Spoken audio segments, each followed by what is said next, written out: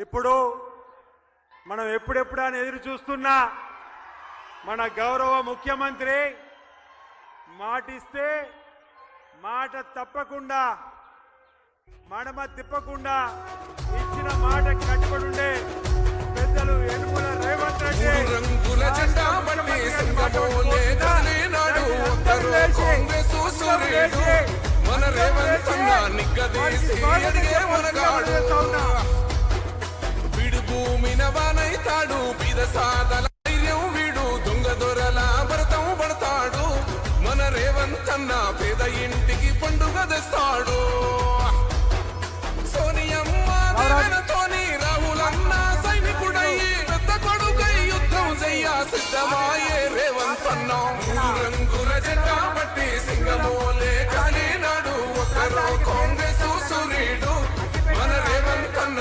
నిగ్గదీసి ఎదిగే మనగాడు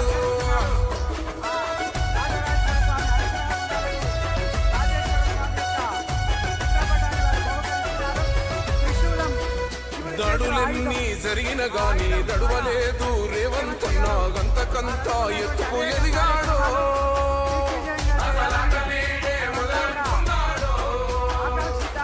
మొక్కనాడు పోలేదు ఒక్కడై కొట్లాడాడు అందుకే పెద్ద నాయకుడయ్యాడు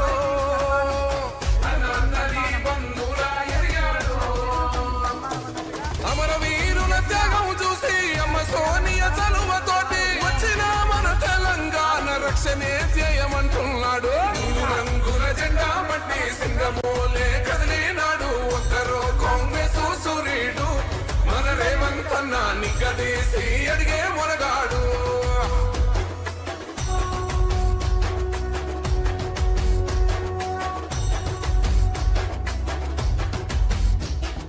ఓహమంటూ లేని వాడు అందరినీ కలిపేటోడు ఆనాటి రోజులు తెస్తాడు మన ఆశలన్నీ తెచ్చే నాయకుడు ఇందిరమ్మ రాజ్యం మళ్ళీ రేవంతు వల్లే సాధ్యం మన వంతుగా గన్నకు తోడుందా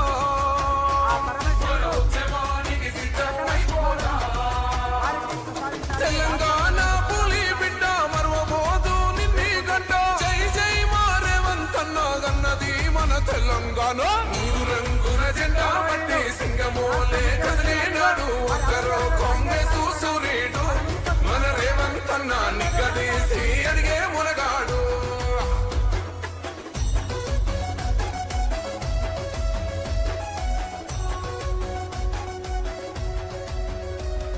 రాజ్యమొచ్చి ఏడేళ్ళాయే రాతలింకా మారకపాయే మోసగాడి సేతుల జిక్కిల్ది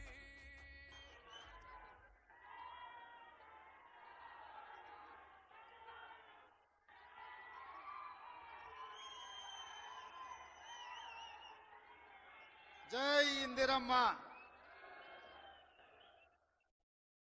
మిత్రులారా,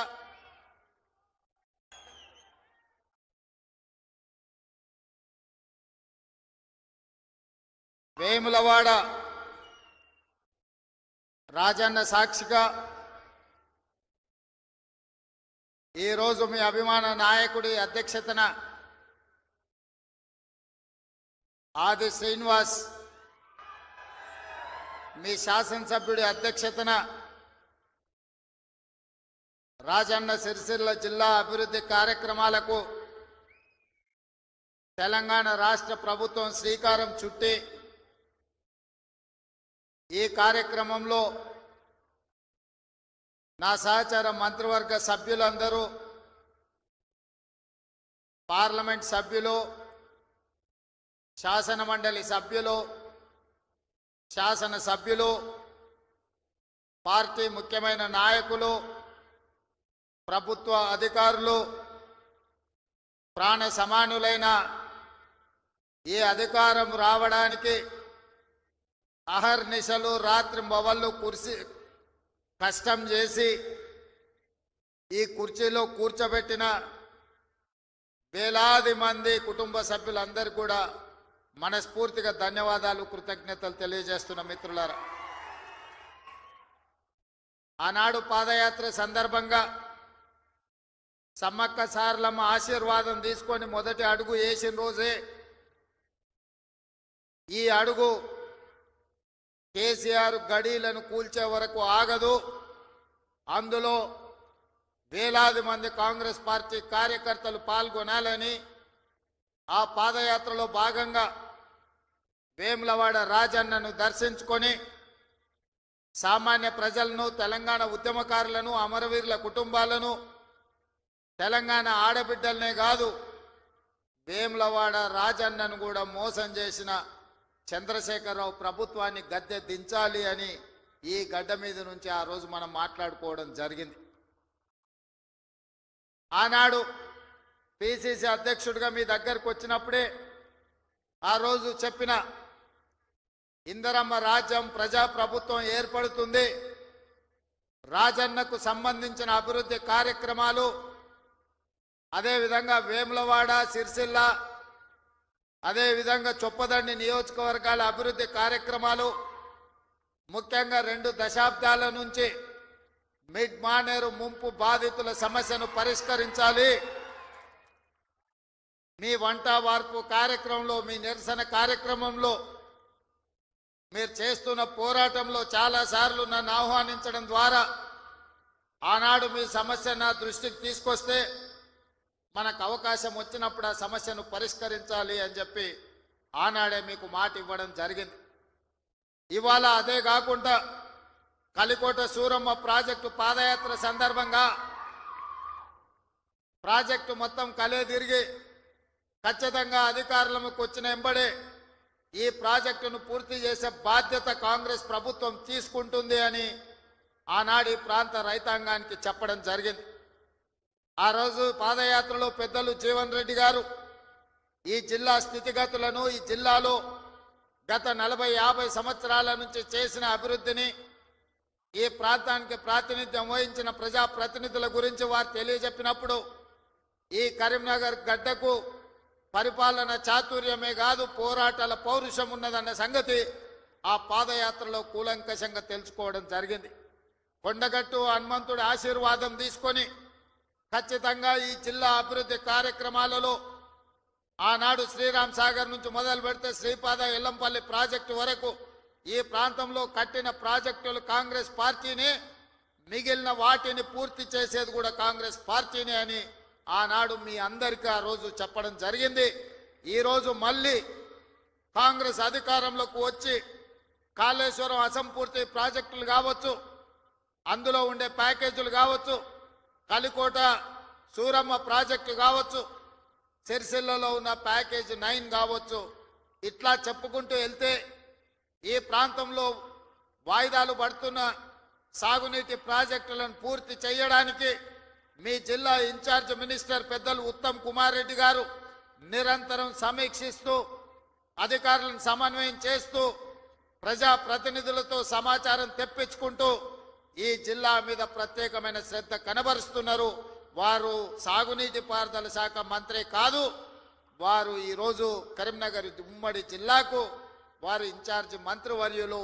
తప్పకుండా కరీంనగర్ జిల్లా ప్రజలకు నేను ఒక మాట ఇవ్వదలుచుకున్నా, 100% ఈ నవంబర్ 30 తారీఖు లోపల మళ్ళీ ఉత్తమ్ కుమార్ రెడ్డి గారు మీ జిల్లాకు వచ్చి ఈ జిల్లాలో ఉన్న సాగునీటి ప్రాజెక్టులు అసంపూర్తిగా ఉన్న వాటిని అన్నిటినీ సమీక్షించి ఎంత కాలంలో పూర్తయితాయి, ఎంత నిధులు కావాలి, మన ప్రభుత్వం ఆ ప్రాజెక్టులను ఎలా పూర్తి చేస్తుందో పెద్దలు ఉత్తమ్ కుమార్ రెడ్డి గారు మీ ఎమ్మెల్యేల సలహాలు సూచనలు తీసుకొని తప్పకుండా ప్రాజెక్టులను పూర్తి చేయడం జరుగుతుంది అని చెప్పి నేను ఈ వేదిక మీద నుంచి చెప్పదలుచుకున్నా. అదేవిధంగా మిత్రులారా, కరీంనగర్ జిల్లా గురించి నేను కొత్తగా చెప్పాల్సిన పని లేదు. ఆనాడు ఈ దేశానికి దిశ నిర్దేశం సూచించిన పివి నరసింహారావు గారు మంతని శాసనసభ నియోజకవర్గం నుంచి గ్రామ స్థాయి నుంచి ఢిల్లీ వరకు నాయకత్వాన్ని అందించి పరిపాలన అంటే ఇట్లా ఉండాలి, తెలంగాణ బిడ్డ పరిపాలన చేస్తే ప్రపంచమే ఆశ్చర్యపోయే విధంగా, అబ్బురపడే విధంగా దేశాన్ని అభివృద్ధి పదం వైపు నడిపిస్తాడని చెప్పిన పివి నరసింహారావు మీ బిడ్డ, కరీంనగర్ బిడ్డ అని చెప్పి ఈ సందర్భంగా మనం గుర్తు చేసుకోవాలి. వారే కాదు, పెద్దలు చొక్కారావు గారు కావచ్చు, సత్యనారాయణరావు గారు కావచ్చు, ఇలా చెప్పుకుంటూ వెళ్తే ఈ కరీంనగర్ జిల్లా నాయకత్వాన్ని అందించిన జిల్లా. ఈ కరీంనగర్ జిల్లా రైతాంగానికి సమస్యలు వచ్చినా నిరుద్యోగ యువతకు బాధ కలిగినా ఈ కరీంనగర్ జిల్లా నుంచే ఉద్యమాలు మొదలైనవి. ఈ కరీంనగర్ జిల్లా ఉద్యమాలకు ఎప్పుడు నాయకత్వం వహించింది. సిరిసిల్ల జగిత్యాల రైతాంగ పోరాటాలు ఈ రాష్ట్రం ఈ ప్రజలు ఎప్పుడు మర్చిపోలే. రైతుల సమస్య వచ్చినప్పుడు ఈ ప్రాంతంలో రైతాంగ పోరాటాలను మనం కళ్ళతో చూసినాం. అదే కాదు, తెలంగాణ రాష్ట్రం కావాలి, తెలంగాణ రాష్ట్రం కళ నెరవేరాలి అని ఈ ప్రాంతంలో లేచిన ఉవ్వెత్తున ఉద్యమాన్ని ఆనాడు 2004 సంవత్సరంలో శ్రీమతి సోనియా గాంధీ గారు ఇదే కరీంనగర్ గడ్డ మీద నుంచి మీకు మాట ఇచ్చిండ్రు. మీ మనసులో ఉన్న కోరిక, ఈ తెలంగాణ ప్రజల ఆకాంక్ష నాకు తెలుసు, తప్పకుండా నెరవేరుతుంది అని చెప్పి శ్రీమతి సోనియా గాంధీ గారు ఈ కరీంనగర్ గడ్డ మీద నుంచే 4 కోట్ల ప్రజలకు మాట ఇవ్వడం జరిగింది. ఆ తర్వాత జరిగిన పరిణామాలు నేను చెప్పేదానికంటే మీ పార్లమెంట్ సభ్యుడు పొన్నం ప్రభాకర్ గారు ఆ రోజు పార్లమెంటులో పెప్పర్ స్ప్రేలను అడ్డుకొని తెలంగాణ బిల్లును ఆమోదింపజేయడంలో పెద్దలు జైపాల్ రెడ్డి గారి నుంచి మొదలు పెడితే మన పార్లమెంట్ సభ్యులందరూ పట్టుదలతోని వీరోచితంగా లోక్సభలో కొట్లాడితే తెలంగాణ రాష్ట్ర బిల్లు ఆమోదం అయ్యింది. తెలంగాణ రాష్ట్ర బిల్లు ఆమోదం ఆశామాసిగా జరగలే, అల్లాటప్పగా ఎవరో ఇవ్వలే. శ్రీమతి సోనియా గాంధీ గారు ఆంధ్రప్రదేశ్లో 155 అసెంబ్లీలు 25 పార్లమెంట్లు ఉన్న పార్టీ శాశ్వతంగా నష్టపోయినా, కేంద్రంలో అధికారం కోల్పోతుందని తెలిసిన 4 కోట్ల తెలంగాణ ప్రజల కోరిక నెరవేరాలి, కరీంనగర్ గడ్డ మీద నుంచి ప్రజలకు ఇచ్చిన మాట నెరవేర్చాలి అని వారు ఇచ్చిన మాటకు కట్టుబడి ఇవాళ తెలంగాణ రాష్ట్రం ఇచ్చింది. కాబట్టి మనందరం గర్వంగా తలెత్తుకొని నాది తెలంగాణ రాష్ట్రం, ఈ తెలంగాణ రాష్ట్రంలో ఇందిరమ్మ రాజ్యం, ప్రజా ప్రభుత్వం ఉన్నదని ఇవాళ మనం గొప్పగా గర్వంగా చెప్పుకునే పరిస్థితులు ఈ రోజు మనకు వచ్చినాయి. అంటే శ్రీమతి సోనియా గాంధీ గారు కరీంనగర్ గడ్డ మీద నుంచి ఇచ్చిన మాట అన్న సంగతి నేను మీకు గుర్తు చెయ్యదలుచుకున్నా. అందుకే మిత్రులారా, కాంగ్రెస్ పార్టీ ఏదైనా మాట ఇస్తే ఆ మాట కోసం ఎంత దూరమైనా పోతుంది, ఆ ప్రజల ఆకాంక్ష నెరవేర్చడానికి ఎంత త్యాగానికైనా సిద్ధమవుతుందన్న సంగతి 2004లో సోనియమ్మ ఇచ్చిన మాటను చూసిన ఎవరికైనా అర్థమవుతుంది. ఈ ప్రాంతం నుంచి ఒక్కసారి ఎంపీగా మీరు పొన్నం ప్రభాకర్ను గెలిపిస్తే తెలంగాణ రాష్ట్రాన్ని సాధించండి. మరి నేను ఇక్కడికి వచ్చిన ప్రజల్ని ఈ వేదిక మీద నుంచి కరీంనగర్ ఉమ్మడి జిల్లా ప్రజల్ని నేను అడుగుతున్నా. బండి సంజయ్ గారిని 2 సార్లు పార్లమెంటుకు పంపిస్తే ఆయన మంత్రి అయింది, కానీ ఈ కరీంనగర్ జిల్లాకు నరేంద్ర మోడీ నుంచి చిల్లి గవ్వైనా తెచ్చిండా? ఈ కరీంనగర్ అభివృద్ధి కోసం వారు ఎప్పుడైనా పార్లమెంట్లో మాట్లాడిండా? మీరు ఆలోచన చెయ్యండి. అంతకంటే ముందు 3 సార్లు టీఆర్ఎస్ వాళ్ళని గెలిపించిండు. వాళ్ళు గుండు సున్ననే ఈ కరీంనగర్ జిల్లాకి ఇచ్చింది. నిజంగానే వినోద్ కుమార్ గారు, చంద్రశేఖర్ రావు గారు వీళ్ళందరూ ఈ ప్రాంతానికి నీళ్లు తెచ్చినుంటే, నిధులు ఈ ప్రాంతంలో ఖర్చు పెట్టినుంటే ఈ కలికోట సూరమ్మ ప్రాజెక్టు పెండింగ్ ఎందుకుంటుండే? సిరిసిల్ల నియోజకవర్గంలో ప్యాకేజీ 9 పడావు ఎందుకు పడుతుండే? ఈ దేవుడు రాజన్న కోడె దూడలను ఇచ్చి కోరికలు నెరవేర్చే రాజన్న మందిరం 10 సంవత్సరాలు పడావు పడ్డట్టుగా ఎందుకు ఉంటుండే అని నేను ఈ మిత్రులను అడుగుతున్నా. దాదాపుగా ఈ 10 సంవత్సరాలలో చంద్రశేఖర్ రావు గారు 20 లక్షల కోట్ల రూపాయల బడ్జెట్ ఖర్చు పెట్టిండు. తెలంగాణ రాష్ట్రాన్ని 7 లక్షల కోట్ల రూపాయల్లో అప్పుల ఊబిలో ముంచిండు. 7 లక్షల కోట్ల రూపాయల అప్పు తెచ్చిన చంద్రశేఖర్ రావు 10 సంవత్సరాలలో 20 లక్షల కోట్ల రూపాయలు ఖర్చు పెట్టిన చంద్రశేఖర్ రావు 100 కోట్లతోని రాజన్న దేవాలయాన్ని పూర్తి చేయలేకపోయిందా? ప్యాకేజీ నెంబర్ 9 సిరిసిల్లలో ఎందుకు పడావు పడ్డది? కలికోట సూరమ్మ ప్రాజెక్ట్ ఎందుకు పూర్తి కాలేదో మీరు ఒక్కసారి ఆలోచన చేయండి. ఇవాళ మీ రోడ్లు వెడల్పు విషయంలో కానీ మీరు ఆనాడు ఎమ్మెల్యేగా ఎన్నుకున్న ఆయన 3 సార్లు గెలిచినట్టున్నాడు. ఆయనను గవ్వాలంటే మీరు జర్మనీకి పోవాల్సిన పరిస్థితి ఉండే. కానీ ఇవాళ ఆది శ్రీనివాస్ మీరు పోవాల్సిన పని లేదు. మీ గల్లీకో, మీ తండాకో, మీ ఊరికో రోజు దయ్యం పట్టినట్టే తిరుగుతుండే ఆది శ్రీనివాస్. ఆయనకు పట్నం ఆడుందో తెలియదు. అసెంబ్లీ ఉన్నప్పుడు పట్నం వచ్చిందంటే పైగో ఇన్ని కాగితాలు పట్టుకొని వస్తాడు నా దగ్గరికి. మీ ఎమ్మెల్యేని చూస్తేనే నాకు భయం అవుతుంది, మళ్ళీ ఏం తెచ్చి కాగితం చేతిలో పెడతాడో, మళ్ళీ ఏం అడుగుతాడో అని. కానీ ఏదైనా ఎన్నడూ ఆయన ఏ పైరవికి రాలే, ఏ పని అడగలే, ఏ కాంట్రాక్ట్ అడగలే, ఏ బదిలీ అడగలే. ఈ వేములవాడ నియోజకవర్గానికి దాదాపుగా 35 ఏళ్ల నుంచి వివిధ హోదాలలో నేను పనిచేసిన, ఇండిపెండెంట్ గా నిలబడ్డా, పార్టీ నుంచి నిలబడ్డా, నన్ను ఆశీర్వదించి హక్కుని చేర్చుకొని నన్ను గుండెల్లో పెట్టి చూసుకున్నారు. నాకు ఒక అవకాశం వచ్చింది, నా జన్మ ధన్యమైతుంది. పనులు చేస్తే మీరు సహకరించాలి. నాకు పదవి ఇవ్వకపోయినా పర్వాలేదు, కానీ నా ప్రాంతానికి ప్రాజెక్టులు ఇవ్వండి అని మీ ఆది శ్రీనివాస్ కాగితాలు తీసుకొచ్చి ఇచ్చి ప్రాజెక్టులు అన్ని కూడా తెచ్చుకున్నాడు. నాకు కూడా ప్రజల కోసం, ప్రాంత అభివృద్ధి కోసం అడిగే ఎమ్మెల్యేలన్నా ప్రజాప్రతినిధులన్నా నాకు కూడా చాలా ఇష్టం. సిరిసిల్లలో అన్ని పనులు చెయ్యాలనుకున్నా, అంతా సవ్యంగా జరిగింది. కానీ సిరిసిల్లలో తప్పిదం జరగడం వల్ల ఈరోజు సిరిసిల్లలో కేకే మహేందర్ రెడ్డి మనకి ఎమ్మెల్యే కాలేదు. కానీ సిరిసిల్ల ప్రాంతాన్ని నిర్లక్ష్యం చేయదలుచుకోలే.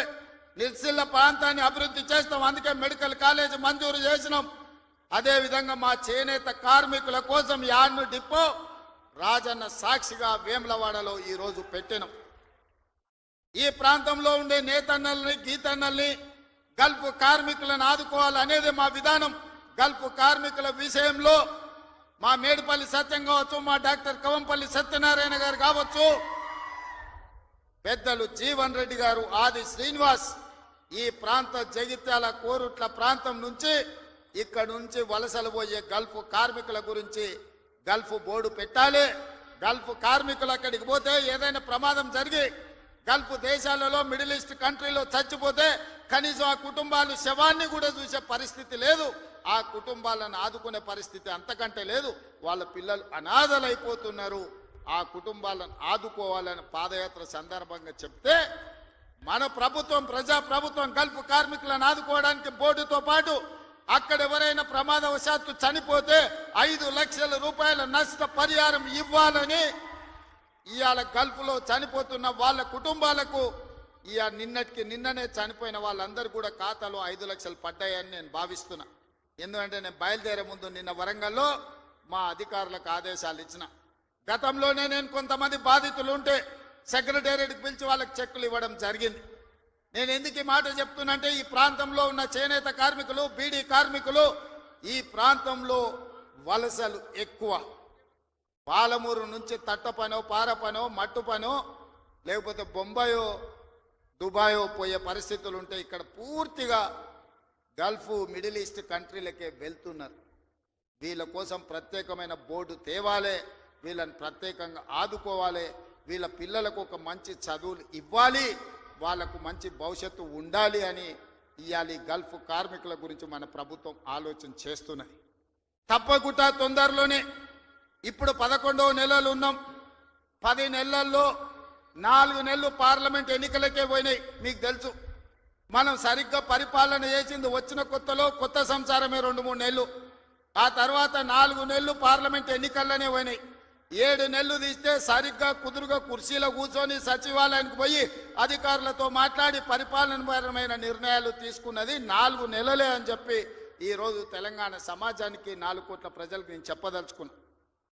అయినా 10 సంవత్సరాలు చంద్రశేఖరరావు చేయలేని పనులన్నిటిని కూడా, పడావు పెట్టిన ప్రాజెక్టులన్నిటిని కూడా తిరిగి పునః ప్రారంభించి ఈరోజు ప్రభుత్వం ముందుకెళ్తుంటే ఆయననేమో ఫామ్ హౌస్లో వండుకుంటాడు, వీళ్ళిద్దరేమో మన కాళ్ళలో కట్టబెట్టనికి తిరుగుతున్నారు.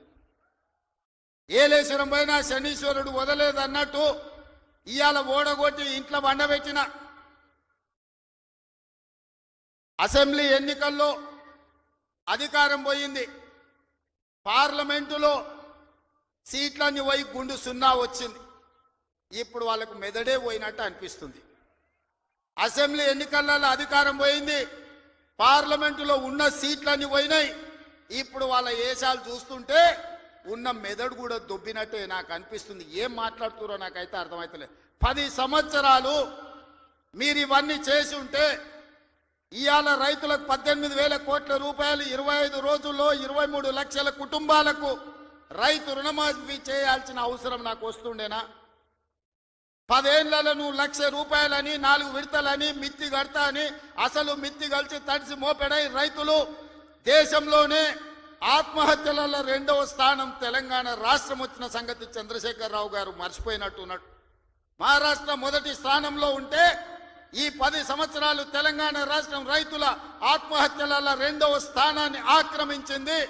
నువ్వు రైతు రుణమాఫీ చేస్తా అని మొదటి 5 సంవత్సరాలు ₹1,00,000 చేస్తా అని 4 విడతలని 5 ఏళ్ళని నువ్వు ఆ 1,00,000 వేసే లోపల ఇంకొక 1,00,000 మిత్తి అయింది. అసలు మిత్తి తడిసి మోపెడైంది. రెండవసారి మళ్ళీ ₹1,00,000 ఇస్తా అని 5 ఏళ్ళైనా ₹1,00,000 పూర్తి చేయలే. ఆ 5 ఏళ్లలో ఆయన ఇచ్చింది 11,000 కోట్ల రూపాయలు. ఇవాళ చంద్రశేఖరరావు గారిని అసెంబ్లీకి రమ్మనుండ్రి, లెక్కలన్నీ తీసి నేను చదివి వినిపిస్తా.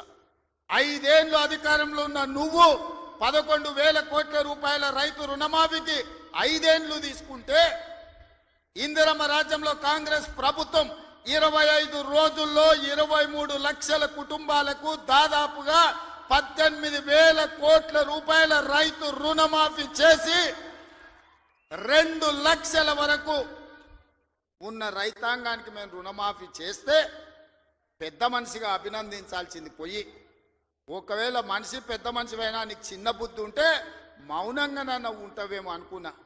కానీ అన్ని చిల్లర మాటలే మాట్లాడుతురు. ఒక్కటన్నా అక్కడికి వచ్చేది మాట్లాడుతురా?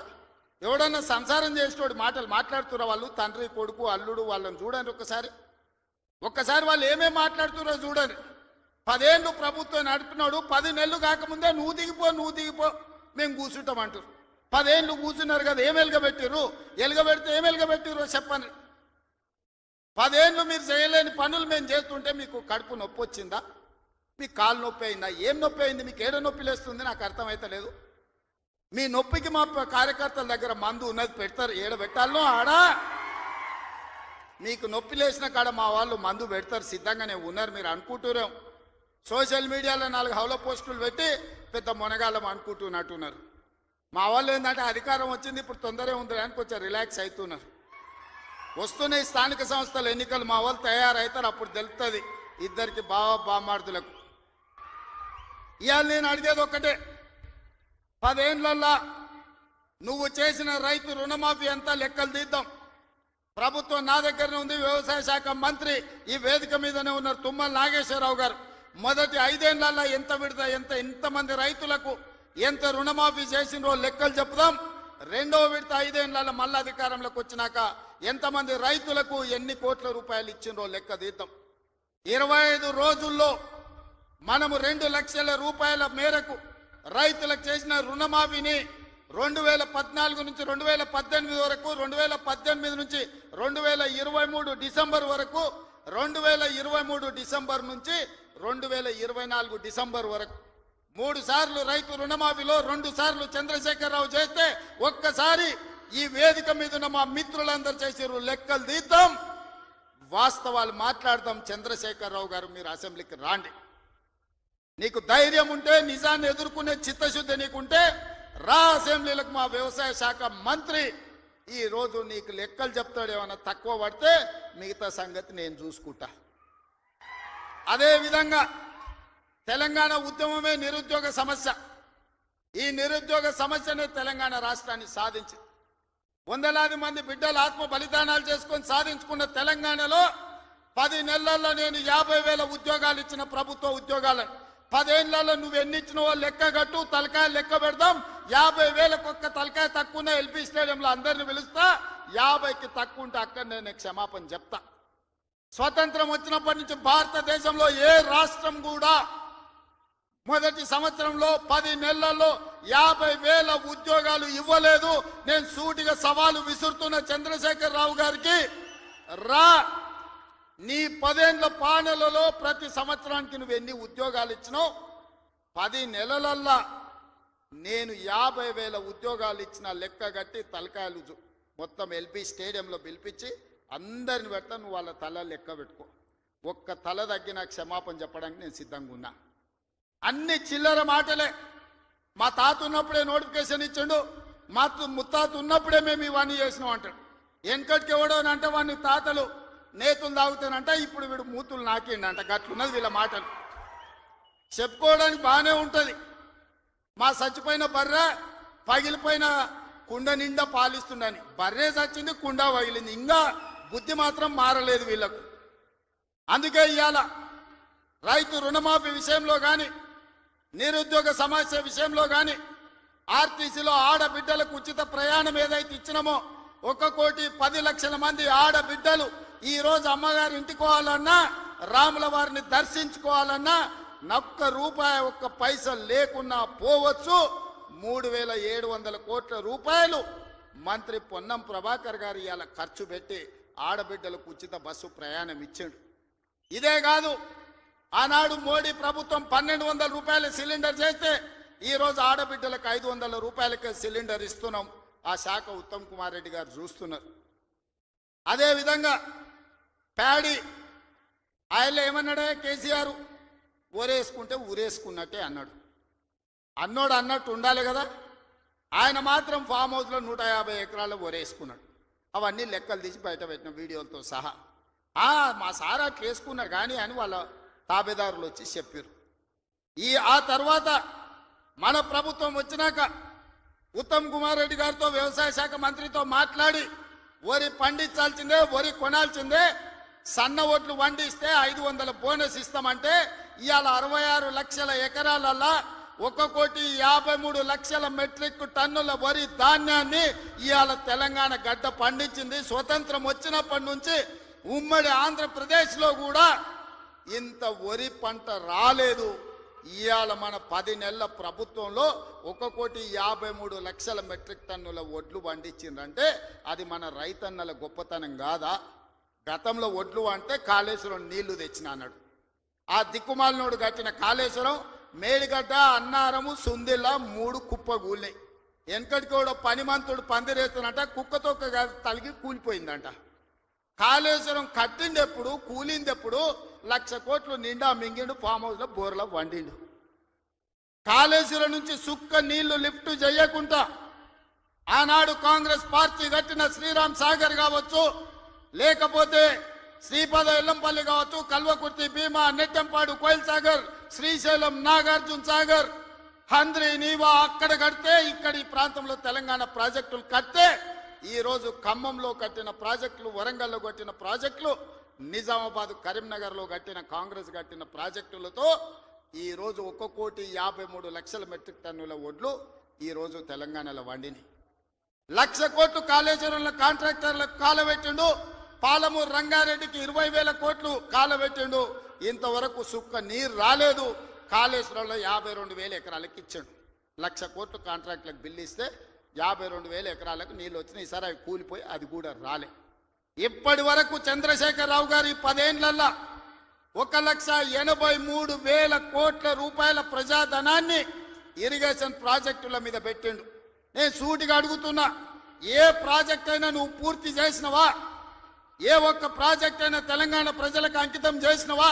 ఇది పూర్తయింది, ఇది ప్రజలకు అంకితమైంది, దీంట్లో నీళ్లు వస్తున్నాయని చెప్తావా అని నేను అడుగుతున్నా. ఇవాళ మల్లన్న సాగర్ అంటాడు, రంగనాయక్ సాగర్ అంటాడు, కొండపోచమ్మ అంటాడు. రంగనాయక్ సాగర్ కడితే రంగనాయక్ సాగర్ దగ్గర హరీష్ రావు ఫామ్ హౌస్ కట్టుకున్నాడు. 3 దిక్కుల ప్రాజెక్ట్ ఉంటుంది, మధ్యలో ఆయనకు ఫామ్ హౌస్ ఉంటుంది. ఆయనకు 360 డిగ్రీలు వాటర్ ఫ్రంట్ వ్యూ ఉండాలంట. భూసేకరణ కోసం తీసుకున్న భూమిని హరీష్ రావు పేరు మీదకి బదిలీ చేపించుకున్నాడు. ప్రాజెక్టు కోసం సేకరించిన భూములు రంగనాయక్ సాగర్, సిద్దిపేట దగ్గర ప్రాజెక్టు కోసం సేకరించిన భూములు ప్రాజెక్టుల నుంచి తొలగించి హరీష్ రావు ఫామ్ హౌస్ కట్టుకున్నాడు. దానికి లెక్క చెప్పాల్సింది హరీష్ రావు గారు. ఏం చింత చేయకు, లెక్కలు తీస్తున్నా, నీ లెక్క చెప్తా. కొండపోచమ్మ ప్రాజెక్టు కట్టిందే కేసీఆర్ ఫామ్ హౌస్ కు కాలువలు తీసుకెళ్లడానికి. ఇవాళ నిజ నిర్ధారణ కమిటీ వేసుకుందాం, కొండపోచమ్మ ప్రాజెక్టుకు పోదాం. కొండపోచమ్మ నుంచి డైరెక్ట్ గా కేసీఆర్ ఫామ్ హౌస్ 100 ఎకరాలకు కాలువ డైరెక్ట్ ఆయన ఫామ్ హౌస్ లోకి వెళ్ళి తీసుకుపోయాడు. 1,000 కోట్లు ప్రజలే ఖర్చు పెడితే నీ ఫామ్ హౌస్ కు నీళ్లు తీసుకెళ్తావా? ఇది న్యాయమా? చంద్రశేఖరరావు గారు, నిన్ను నమ్మి నీ చేతిలో రాష్ట్రం పెడితే, నీ కొడుకుని మున్సిపల్ మినిస్టర్ పెడితే జన్వాడలో 111 ఫామ్ హౌస్లు కట్టుకుంటాడు. ఆయన బామ్మార్ది ఇంకోటి కట్టుకుంటాడు. అందులో దీపావళి పండుగ వచ్చిందని చిచ్చుబుట్లు కాకుండా సారాబుట్లు పెట్టి దావతులు చేస్తాడు. ఏమనంటే మేము క్యాసినో నడుపుకుంటాం, మేము సారా బుట్లు పెట్టుకుంటాం, కాబట్టి మమ్మల్ని ఏం అనొద్దు అని. అంటే బావ కళ్ళల్లో ఆనందం చూడడానికి ఆయన బామ్మార్ది ఏమి తాగి తందనాలు ఆడినా డ్రగ్స్ తీసుకున్నాడు ఆ ఇంట్లో దొరికినా కేసు పెట్టొద్దా ఒకసారి ఆలోచన చేయండి. ఎంత సిగ్గు లేకుండా మాట్లాడుతున్నారంటే డ్రగ్స్ తీసుకున్నాడు దొరికిండు కదనే వాడు మొత్తం అందా అవును నేను డ్రగ్స్ తీసుకున్నాను వాడు ఒప్పుకుండు, డ్రగ్స్ ఉన్నోడు దొరికిండని వీడు ఒప్పుకుండు, కానీ వాడిని పట్టుకోవద్దంట పోలీసోడు. ఎందుకంటే మేము బీఆర్ఎస్ నాయకులం కాబట్టి మమ్మల్ని ఏమనొద్దని. ఈ రాష్ట్రంలో ఈ దేశంలో బీఆర్ఎస్ వాళ్ళకి ఏమైనా కొత్త చట్టం ఉందా? ఇచ్చిపెట్టాలా? ఊర్లో డ్రంక్ అండ్ డ్రైవ్ అని పిల్లలు ఇవ్వడానికి తెలిసో తెలియక తాగితే నోట్లో పుల్ల పెట్టి ఊదిచ్చి వాని బండి గుంజుకొని వాని పోలీస్ స్టేషన్లో పెట్టి వాని ఈపులు వలగొట్టి వాని దగ్గర 5,000 వసూలు చేస్తున్న సన్నాసి నీ బామ్మార్ది డ్రగ్స్ తీసుకున్నాడు ఇంట్లో దొరికితే అక్రమంగా ఫామ్ హౌస్ కట్టుకుంటే వాని ఇంట్లో విదేశీ మద్యం దొరికితే వాని మీద కేసు పెట్టొద్దు అంటున్నావంటే చట్టం నీకోటి పేదోళ్ళకి ఇంకొక చట్టమా అని నేను అడుగుతున్నా. ఇదా తెలంగాణ రాష్ట్రంలో 10 ఏళ్ళ అధికారంలో ఉన్న మీరు ప్రజలకు చెప్తున్నది. ఇవాళ అభివృద్ధి గురించి మాట్లాడతాడు.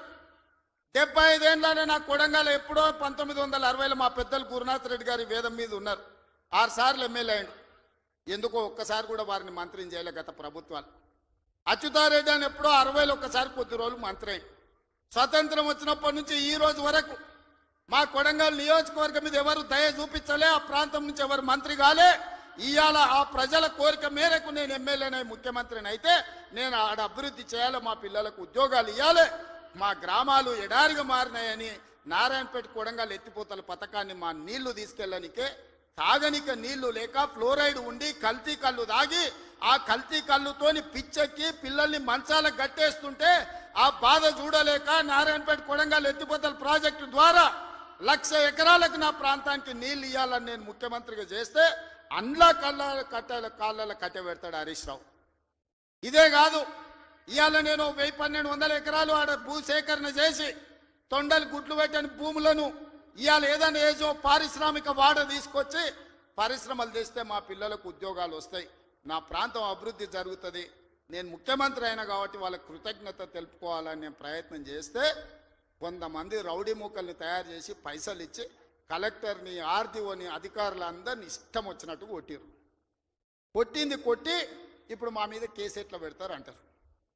ఉత్తోని పక్కింటోని చెంప మీద కొడితేనే ఇవాళ రేపు మన పిల్లల్ని నెత్తి మీద కొడితేనే వాడు 100కు డయల్ చేస్తుండు, మా నాయన కొడుతుండు మా నాయనమ్మ కొడుతుందని. స్కూల్కి పోయే పిల్లగాడు కూడా ఇలా తెలివి వచ్చింది, నెత్తి మీద ఎట్లా అంటే వాడు 100కి డయల్ చేస్తుండు.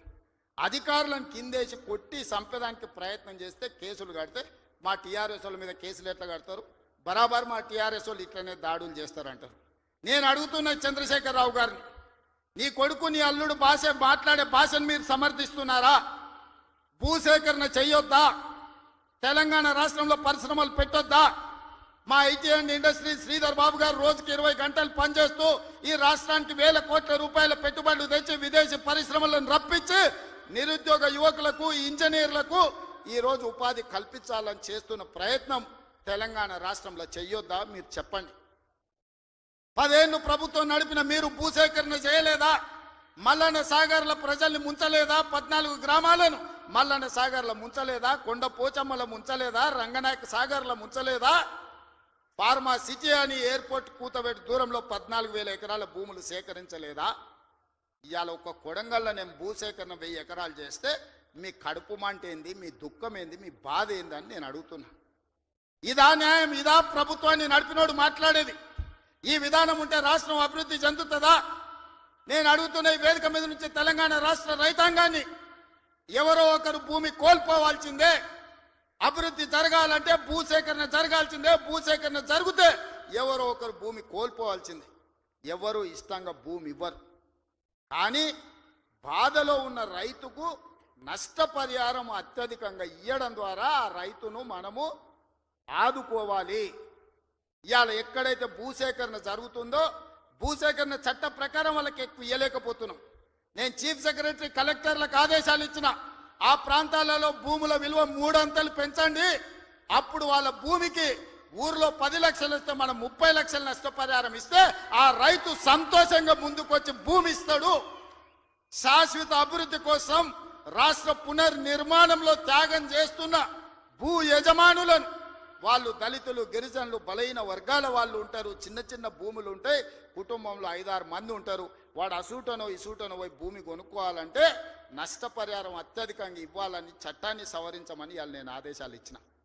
నేను అడుగుతున్న మిత్రులారా, నల్లమల అడవుల్లో నుంచి ఒక గ్రామీణ ప్రాంతంలో వ్యవసాయ కుటుంబం ఒక రైతు బిడ్డగా జిల్లా పరిషత్ మెంబర్ నుంచి ముఖ్యమంత్రికి వచ్చిన నాకు తెలియవా కష్టాలు భూమితో ఉన్న సెంటిమెంట్ నాకు తెలియదా భూమే మన ఆత్మగౌరవం అన్న సంగతి నాకు తెలియదా గ్రామంలో మన గుర్తింపు మన గౌరవం మన ఆత్మగౌరవం ఊరిలో మనకున్న భూమి మనం చేసే వ్యవసాయము ఎన్నెట్ల నాగలి కడతాడా అని అంటే వెనకటికి పిల్లనిచ్చేటోళ్ళు 20 జతలు ఎట్లు నాగలి కడతాడు అని అంటే వాళ్ళు పిల్లనిచ్చేటోళ్ళు భూమి లేనోనికి పిల్లని ఇవ్వాలంటే 10 సార్లు ఆలోచన చేసేటోళ్ళు అట్లాంటి భూమి తల్లిదండ్రులతో సమానం అనుకునే ఈ సమాజంలో భూమి కోల్పోతున్న వాళ్ళను హక్కున చేర్చుకొని అత్యధికంగా నష్టపరిహారం ఇవ్వాలని నూతన విధానాన్ని ఇవాళ నా ప్రభుత్వం తీసుకొచ్చింది నా మంత్రివర్గ సహచరులు మీరు ధైర్యంగా ముందుకు వెళ్ళండి అని చెప్తున్నారు నష్టపరిహారం అత్యధికంగా మేము ఇచ్చి భూమి తెచ్చి పరిశ్రమలు నెలకొల్పాలంటే ఇవాళ వాళ్ళు అడ్డం పడుతున్నారు తెలంగాణ సమాజమా మీరు ఆలోచన చెయ్యండి ఇది మన తెలంగాణకు మేలు చేస్తుందా ప్రతి సంవత్సరం 1,10,000 ఇంజనీరింగ్ స్టూడెంట్లు ఇంజనీరింగ్ పూర్తి చేసుకొని బయటకు వస్తారు వాళ్ళ ఉద్యోగ ఉపాధి అవకాశాలు ఎట్లి వాళ్ళో మీరు ఆలోచన చేయండి వాళ్ళ నిరుద్యోగులుగా రోడ్ల మీద వదిలేద్దామా ఆవారగాళ్ళు అయిపోయి తల్లిదండ్రులకు భారమై గంజాయి డ్రగ్స్కు బానిసలను చేద్దామా ఈ తెలంగాణ సమాజ యువతను మీరు ఒక్కసారి ఆలోచన చెయ్యండి ఆ భూమి నేను తీసుకుపోను శ్రీధర్ బాబు గారు తీసుకుపోరు ఉత్తమ్ కుమార్ రెడ్డి గారు అసలే తీసుకుపోరు భూమి ఏమన్నా సాపలాక చుట్టి సంకలు పెట్టి తీసుకుపోయేదానే మేమేం చేసుకుంటామే తిరిగి పరిశ్రమలు పెట్టి పరిశ్రమలలో ఉద్యోగాలు ఇవ్వాలన్నదే కదా మా ఆలోచన ఆ ఆలోచనకు ఎందుకు అడ్డం పడుతుండ్రు 10 ఏళ్ళు మేము సరైన నష్టపరిహారం ఇవ్వండి భూసేకరణ చేయండి అని మేము సహకరించిన ప్రతిపక్షంలో ఉండి నీకు ఆ కనీస పరిజ్ఞానం కానీ జ్ఞానం కానీ ఎందుకు లేదు చంద్రశేఖరరావు గారు అని నేను అడుగుతున్నా ఉద్యమకారునంటో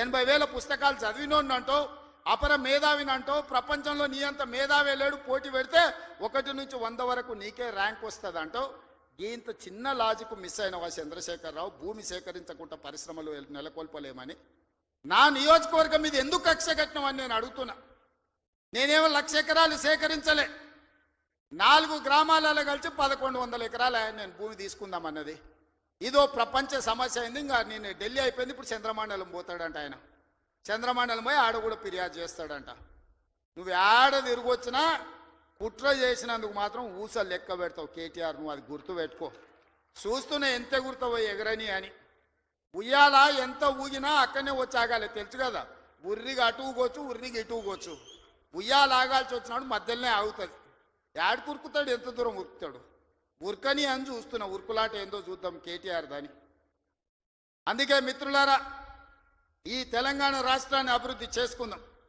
రాజన్న సిరిసిల్ల అభివృద్ధి కోసం నిధులు ఇచ్చినాం ఇవాళ మీ ప్రాంత అభివృద్ధి మా బాధ్యత 10 సంవత్సరాలలో ఈ తెలంగాణను ఒక గొప్ప అద్భుతమైన అభివృద్ధి చెందిన రాష్ట్రంగా తీర్చిదిద్దుకుందాం తెలంగాణ రైజింగ్ ఈ దేశంలోని ఏ రాష్ట్రమైనా తెలంగాణను చూసి కాపీ కొట్టాల్సిందే తెలంగాణ రాష్ట్రాన్ని చూడడానికి రావాల్సిందే ఆ విధంగా మనం అభివృద్ధి చేసుకుంటూ ముందుకు వెళ్దాం ఇంత మంచి కార్యక్రమాన్ని ఏర్పాటు చేసినందుకు అధికారులతో పాటు నిర్వాహకులకు అందరికీ మనస్ఫూర్తిగా ధన్యవాదాలు తెలియజేస్తున్నా చాలా విషయాలు ఉన్నాయి మీతో పంచుకోవాల్సినవి వస్తానే ఉంటా మిగతా విషయాలు మాట్లాడుతూనే ఉంటా చివరిగా చంద్రశేఖరరావు గారికి మాత్రం ఒక మాట చెప్తున్నా అసెంబ్లీకి రా సామి రా వచ్చి కూర్చుందాం రా నీ 80,000 పుస్తకాలు ఏం చదివినావు మాట్లాడదాం ఒక్కసారి రావే స్వామి వస్తే రోజంతా చర్చ చేద్దాం చేస్తే ఏందో తెలుస్తుంది లెక్క మళ్ళొక్కసారి అదేవిధంగా చేనేత కార్మికుల కోసం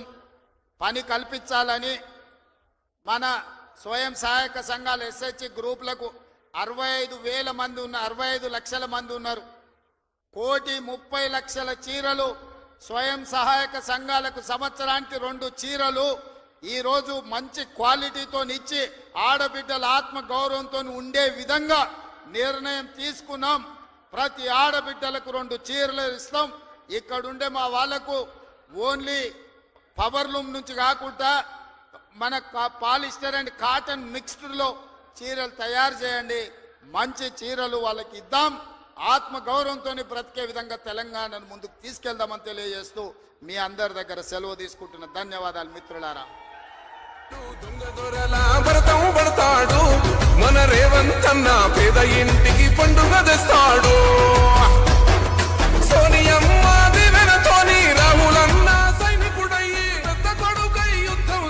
సిద్ధమాయే రేవంతన్న మూడు రంగుల జెండా పట్టి సింగమోలే కదిలినాడు ఒక్కరో కాంగ్రెస్ సూర్యుడు మన రేవంతన్న నిగ్గదీసి అడిగే మొనగాడు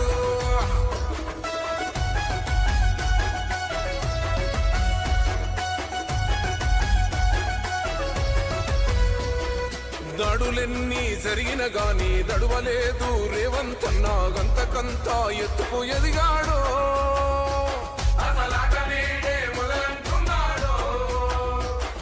మొక్కనాడు పోలేదు ఒక్కడయ్యి కొట్లాడాడు అందుకే పెద్ద నాయకుడయ్యాడు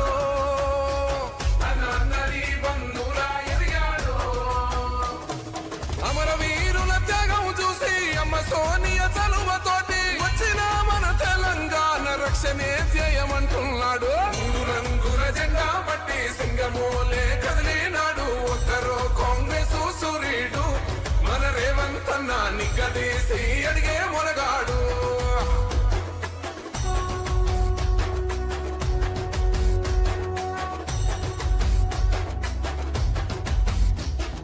అహమంటూ లేనివాడు అందరినీ కలిపేటోడు ఆనాటి రోజులు తెస్తాడు మన ఆశలన్నీ తెచ్చే నాయకుడు ఇందిరమ్మ రాజ్యం మళ్ళీ రేవంతు వల్లే సాధ్యం మన వంతుగా గన్నకు తోడుందా మన ఉద్యమానికి సిద్ధం అయిపోతా తెలంగాణ పులి బిడ్డ మరవబోదు నిన్ని గంట జై జై మా రేవంతన్న గన్నది మన తెలంగాణ మూడు రంగుల జెండా పట్టి సింగమోలే కదిలినాడు ఒక్కరో కాంగ్రెస్ సూర్యుడు మన రేవంతన్న నిగ్గదీసి అడిగే మునగాడు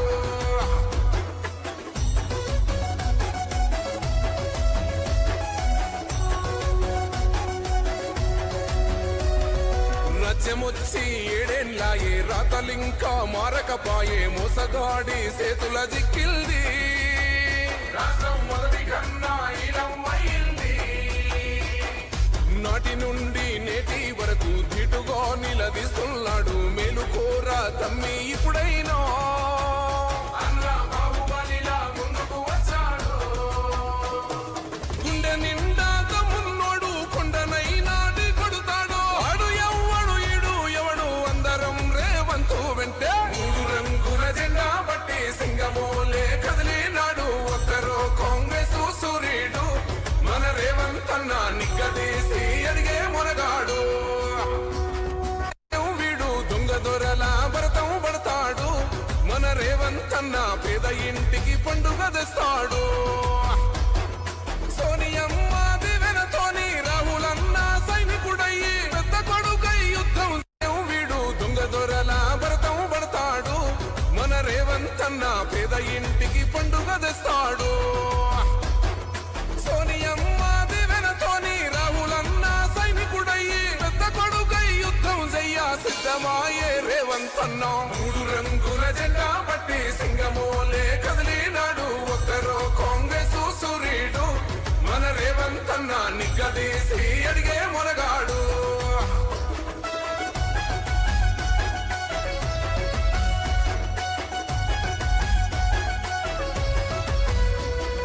దాడులెన్ని జరిగిన గాని దడువలేదు రేవంతన్న గంతకంతా ఎత్తుకు ఎదిగాడు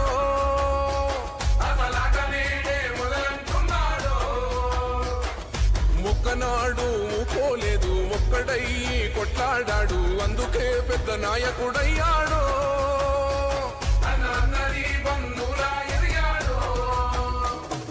అమరవీరుల త్యాగం చూసి అమ్మ సోనియ చలువతోటి వచ్చిన మన తెలంగాణ రక్షణే ధ్యేయమంటున్నాడు మూడు రంగుల జెండా పట్టి సింగమోలే కదిలినాడు ఒక్కరో కాంగ్రెస్ సూర్యుడు మన రేవంతన్న నిగ్గదీసి అడిగే మొనగాడు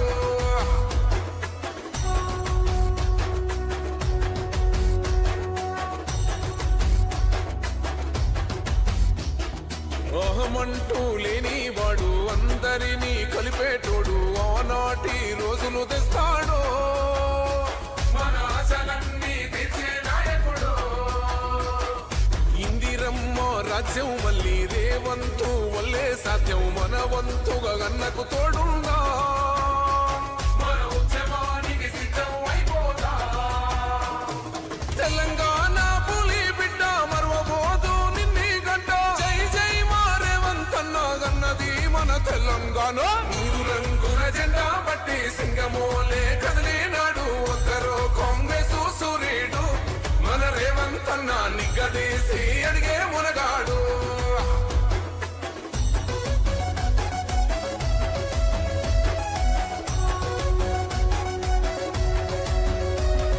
రాజ్యమొచ్చి ఏడేళ్ళాయే రాతలింకా మారకపాయే మోసగాడి సేతుల జిక్కిల్ది రాష్ట్రం మొదటి కన్నా ఈలం అయింది నాటి నుండి నేటి వరకు ధీటుగా నిలదీస్తున్నాడు మేలుకోర తమ్మి ఇప్పుడైనా అన్న బాహుబలిలా ముందుకు వచ్చాడు గుండె నిండా తమ్మున్నోడు కొండనైనా కొడుతాడు ఆడు ఎవ్వడు ఈడు ఎవడు అందరం రేవంతు వెంటే మూడు రంగుల జెండా బట్టి సింగమోలే కదిలినాడు ఒక్కరో కాంగ్రెస్ సూర్యుడు మన రేవంత్ అన్న నిగ్గదీసి అడిగే మునగాడు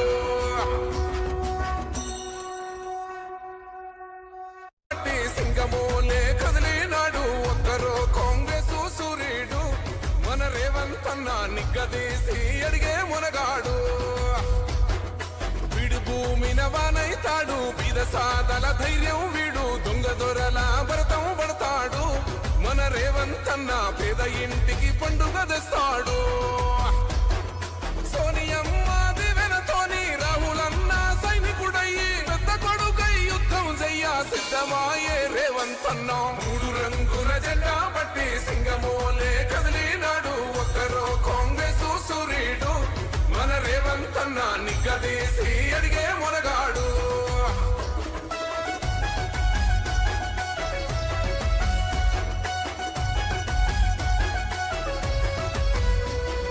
దాడులెన్ని జరిగిన గాని దడువలేదు రేవంత్ అన్న గంతకంతా ఎత్తుకు ఎదిగాడు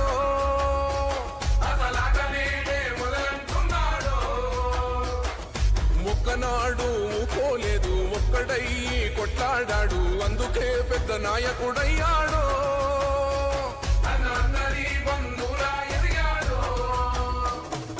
అమరవీరుల త్యాగం చూసి అమ్మ సోనియ చలువతోటి వచ్చిన మన తెలంగాణ రక్షణే చేయమంటున్నాడు మూడు రంగుల జెండా పట్టి సింగమోలే కదిలినాడు ఒక్కరో కాంగ్రెస్ సూర్యుడు మన రేవంత్ అన్న నిగ్గదీసి అడిగే మునగాడు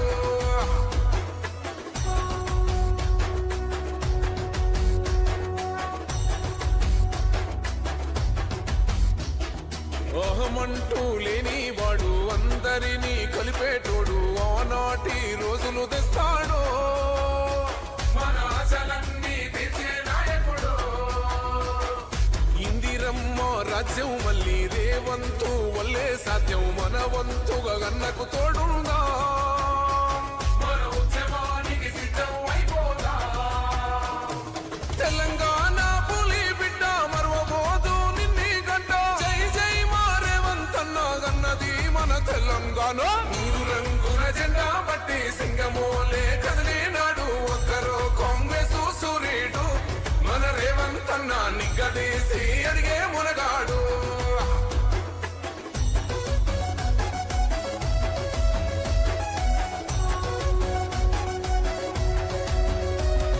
రాజ్యమొచ్చి ఏడేళ్ళాయే రాతలింకా మారకపాయే మోసగాడి సేతుల జిక్కిల్ది రాష్ట్రం మొదటి కన్నా ఈలం అయింది నాటి నుండి నేటి వరకు ధీటుగా నిలదీస్తున్నాడు మేలుకోర తమ్మి ఇప్పుడైనా అన్న బాహుబలిలా ముందుకు వచ్చాడు గుండె నిండా తమ్మున్నోడు కొండనైనా కొడుతాడు ఆడు ఎవ్వడు ఈడు ఎవడు అందరం రేవంతు వెంటే మూడు రంగుల జెండా పట్టి సింగమోలే కదిలినాడు ఒక్కరో కాంగ్రెస్ సూర్యుడు మన రేవంత్ అన్న నిగ్గదీసి అడిగే మునగాడు సింగమోలే కదిలినాడు ఒక్కరో కాంగ్రెస్ సూర్యుడు మన రేవంత్ అన్న నిగ్గదీసి అడిగే మునగాడు వానైతాడు బీద సాదల ధైర్యం వీడు దొంగ దొరల భరతం పడతాడు మన రేవంత్ అన్న పేద ఇంటికి పండుగ తెస్తాడు సోనియమ్మ దివెనతోని రాహులన్న సైనికుడయ్యి పెద్ద కొడుకై యుద్ధం చెయ్య సిద్ధమాయే రేవంత్ అన్న మూడు రంగుల జెండా పట్టి సింగమోలే కదిలినాడు ఒక్కరో కాంగ్రెస్ సూర్యుడు మన రేవంత్ అన్న నిగ్గదీసి అడిగే మొనగాడు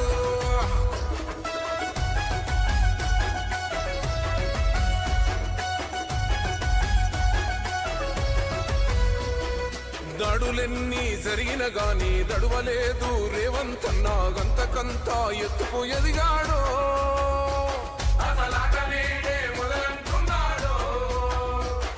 మొక్కనాడు ఊకోలేదు ఒక్కడయ్యి కొట్లాడాడు అందుకే పెద్ద నాయకుడయ్యాడు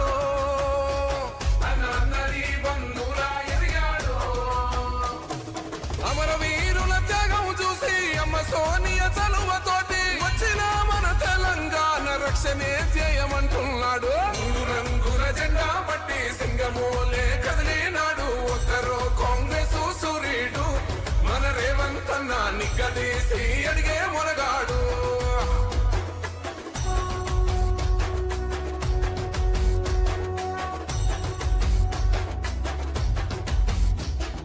అహమంటూ లేని వాడు అందరినీ కలిపేటోడు ఆనాటి రోజులు తెస్తాడు మన ఆశలన్నీ తీర్చే నాయకుడు ఇందిరమ్మ రాజ్యం మళ్ళీ రేవంతు వల్లే సాధ్యం మన వంతుగా గన్నకు తోడుందా మన ఉద్యమానికి సిద్ధం అయిపోదా తెలంగాణ పులి బిడ్డ మరువబోదు నిన్ని గంట జై జై మా రేవంత్ అన్న గన్నది మన తెలంగాణ మూడు రంగుల జెండా పట్టి సింగమోలే కదిలినాడు ఒక్కరో కాంగ్రెస్ సూర్యుడు మన రేవంత్ అన్న నిగ్గదీసి అడిగే మునగాడు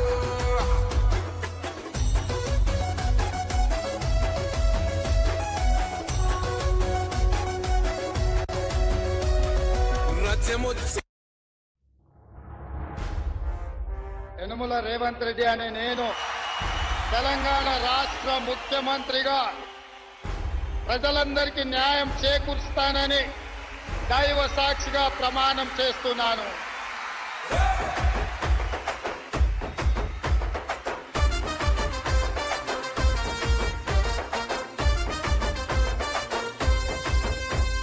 యనుమల రేవంత్ అనే నేను మాటిస్తున్నా ఎవడు రమణ నా పేదంట యనుమల రేవంత్ అనే నేను మాటిస్తున్నా ఎత్తర కాంగ్రెసు జెండా బానిసలైన గడీలు బద్దలు కొట్టాం అహంకార గుండెల్లో జెండను దింపాం ఇబ్బంది లేని ఇందిరమ్మ రాజ్యం తెద్దాం రెపరెపలాడిందిర జెండా కంచె తెంచి కంచు కోటల మీద నిగనిగలాడాలి బతుకు పేద కడుపు కంది కమ్మని మెతుకు